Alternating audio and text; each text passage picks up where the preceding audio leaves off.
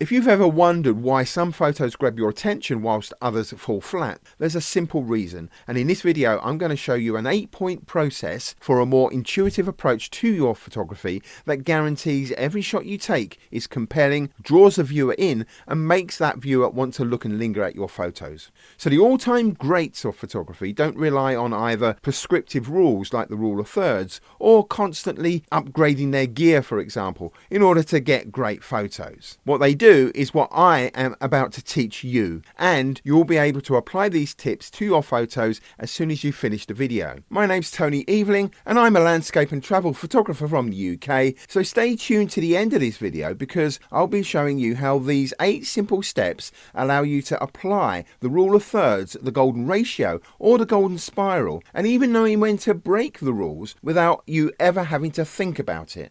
Okay then, a lot of beginners start their photography life with the rule of thirds, and that is going to work to a point, but it's an entry-level composition tool only, so you need to adopt the same approach to your photography that those greats of photography also adopt, because they use an intuitive system to place and separate and balance objects in the frame, and that's what makes their photos so compelling. And all of these photos that you see here were taken by me using that very same process. But before we go any further, we need to look at why, when and how the rule of thirds works. What is it actually doing? And then where do we go from there? So you've got your rectangle, your frame, and the grid, so 2 vertical lines and 2 horizontal lines, and that gives you 4 intersection points. And the rule says put your subject on one of those points and your photo will look more balanced and more compelling, because off-centering your subject is more dynamic, or something along those lines.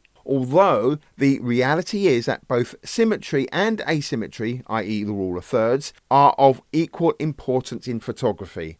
So let's not forget that. But anyway, let's have a look at the real reason why the rule of thirds works. By placing objects on an intersection, you consciously put distance between that object and the edge of the frame. So instantly the viewer's eye is moving into the frame, which is always a good thing. By doing this, you stand a much better chance of that object sitting in its own space, therefore making it more easily recognizable. By placing objects in this way, you're less likely to allow those objects to bump into each other, which would break up their outline, therefore making those objects harder to see, which would jar with the viewer. And so all of that is good, but you only have 4 intersection points, and that is way too restrictive. But the rule of thirds is just a stepping stone. So next, I'm going to show you a new set of tips and techniques that completely free you from that rigid grid and tap into your natural creativity and give you the tools that the great photographers have always used. So tip number 1, the moment of inspiration. And the moment of inspiration is that split second when you walk into a scene or turn your head or turn a corner and all the elements in front of you align in some way. And then something just clicks. It stops you in your tracks and makes you think, I bet that would make a good photo. And it's a spark, a gut reaction, and it won't last long. But it's the most important ingredient in every good or great photo, because it's your creative mind working instinctively and subconsciously. And when that happens, which it will, and it happens to everyone, including you then have to stop what you're doing and begin the process of composing your image. And so this is a whole subject area in itself. So check out the links in the description below for a more detailed information on that moment of inspiration. What I consider to be the most important rule in photography. So on to tip number 2, identify all objects in the scene. So once you have that moment of inspiration, you've got to remove from the composition anything that wasn't part of that feeling. And that will involve a number of things like choosing your focal length. So do you want to use a telephoto lens or a wide angle lens? And that is entirely a decision for you to make in that moment. And then you have to ask yourself, what is it that gave you that feeling? Stop and think about that, and always trust your instincts, because your instincts, I guarantee your instincts are always right, and you've got to learn to trust them. And so that leads me to tip number 3, identify the subject. You absolutely must be crystal clear about what the subject of your photo is, and that will always be tied to the moment of inspiration, always be guided by that initial moment. And you need to kind of forget what a viewer in the future may think of your photo. Right now you're in that moment and you have to be completely selfish. So you need to ask yourself 2 questions. Firstly, what is the photograph of? then just answer that question, always tied to the moment of inspiration. And then ask yourself, where do you want the viewer's eye to be drawn to or led to when viewing the photo for the first time? And that will be where your subject is, whatever the object is in that part of the photo, because the subject of a photo from a photographer's point of view can be a colour or an area of lightness or darkness. It can be a conventional object, but there are no rules in that respect. I have a photographer's subject and the viewer's subject. So the viewer's subject can be anything, but the photographer's subject is what I want for that composition, always tied to the moment of inspiration. And that brings me on to tip number 4, clarify and amplify. And again, this is to do with the subject of the image. Do these two things. Clarify the subject. Ask yourself what the photo is of and make sure that it's tied to the moment of inspiration. And then you amplify it in the scene. You make it big enough and prominent enough so that the eye is drawn to it without any distractions whatsoever. And you can see here I've done that with these standing stones. The subject is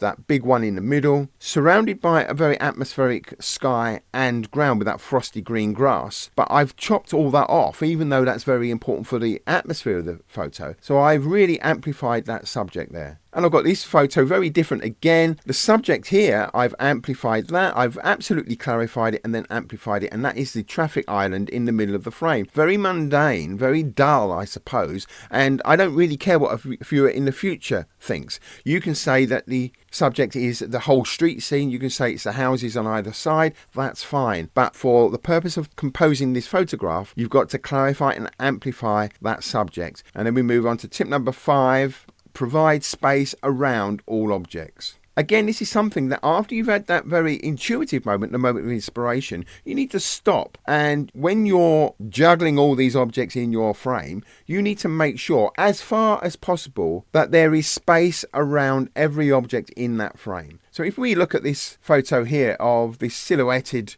guide and his camel, every object is instantly recognizable. So you've got the man on the left and you've got a small gap between the man and the first of those legs, and then you've got 4 very distinct legs, and you've got the body of the camel, and all of those objects are absolutely separate from each other so that you can see instantly what they are. If you had that leg going behind the guide there, it would just disappear and turn into a single blob. And you can actually see a small problem with this photo is that I can't see the camel's neck and head. So that's obscured amongst all the other objects around the camel, because there's a seat on the camel, there's some luggage on the camel, and it's just a little bumpy line around the edge there. You can't really see what it is. And that is jarring. It would be a better photo if I could see the camel's neck and head. And all of these photos are doing the same thing. Every object is sitting in its own space with space around it. This scene here with these farmers with their cattle, each cow is separate in its own space and the person in front of it. And then that group of 2, and then they're split up in the frame with space around them as well. Same goes for this photo here. All these objects, as far as possible, have got space around them so I can see exactly what those objects are. And that makes the photograph easy on the eye. And now we move on to tip number 6. Objects leaving the frame mustn't drag the eye away from the subject. So there will always be objects in your composition that have to leave the frame. They have to be in the frame and then they have to leave the frame. So you have to have those objects leaving the frame, but in such a way that your eye isn't drawn out of the frame to see what that object is. And I think I've successfully done it with all of these images that you see here. If we look at this one, all those trees are allowed to leave the frame, but I've got enough of those trees in the frame so that you can see exactly what they are. And so I'm not looking outside the frame to get a better look at them. So that's a well taken photo because of that effect. I'm not being dragged out of the frame to see what's there. And it's the same thing with all of these images. This image here, looking up at that tower set against the sky, that tower, it joins a bigger building, but I'm not curious as to what that bigger building is. I'm very happy looking at this photo. It's easy on the eye and I'm not being dragged outside of the frame.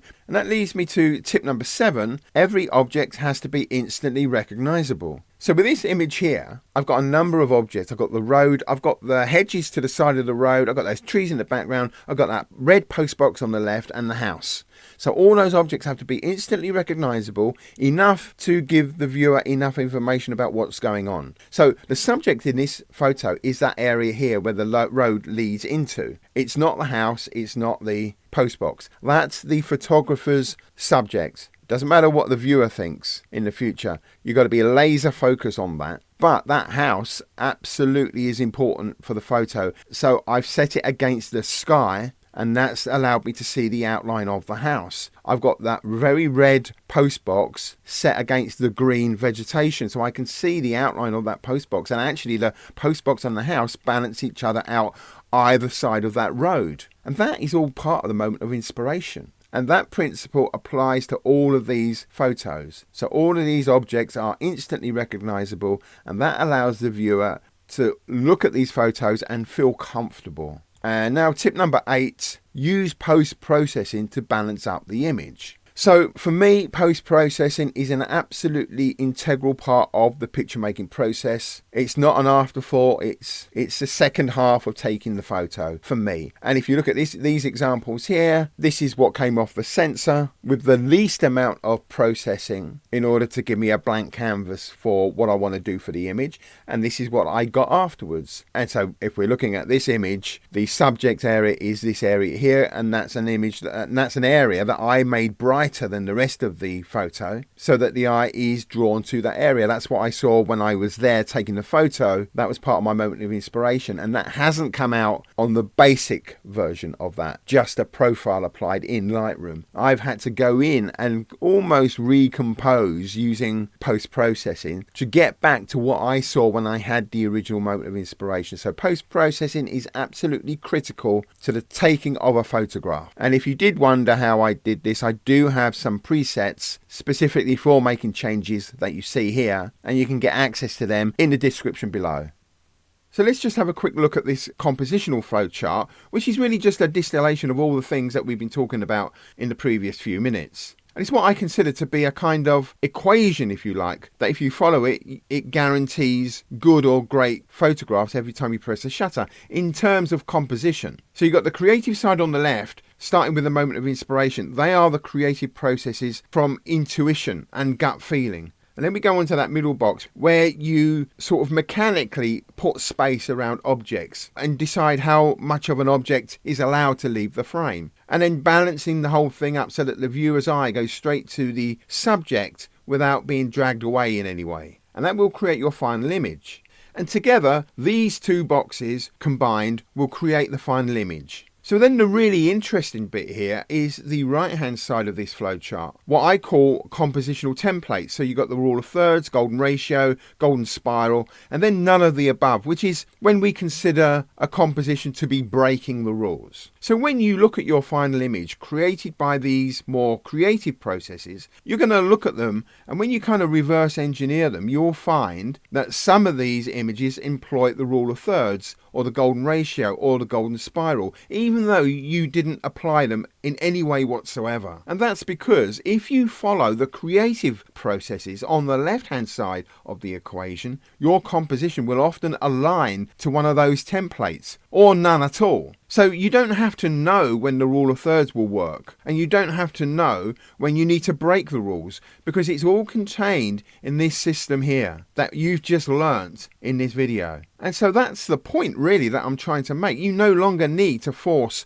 your photos into a template. Your intuitive processes will take care of composition automatically. You just have to trust yourself. Okay then, if you enjoyed this video, then please let me know in the comments below, because I'd really love to hear from you. And don't forget to subscribe so you don't miss another video. It's completely free and it really helps this little channel to grow. So thanks for watching, and if you found this useful, then please give it a like and feel free to share it with any other budding photographers. And lastly, you remember when I said that symmetry can be just as strong as asymmetry and therefore the rule of thirds? Well, click on this video and I'll show you exactly why.